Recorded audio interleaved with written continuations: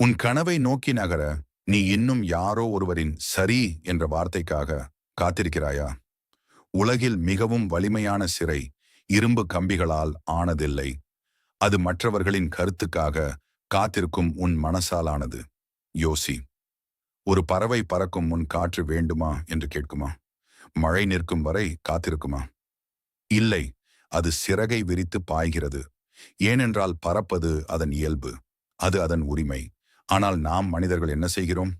படிக்கணும், அப்பா சொல்லணும், தொழில் தொடங்கணும், சமூகம் ஒப்புக்கொள்ளணும், கலைஞனாக வாழணும், உறவினர்கள் கைத்தட்டணும், உண்மையை பேசணும், யாரும் கோபப்படக்கூடாது. இப்படி அனுமதி கேட்டே வாழ்க்கையை கழித்தவர்கள் இறுதியில் என்ன சொல்கிறார்கள் தெரியுமா? நான் வாழவே இல்லை, மற்றவர்களுக்காக வாழ்ந்தேன். ரமண மகரிஷி சொன்னார், நீ யார் என்று தெரிந்து கொள்.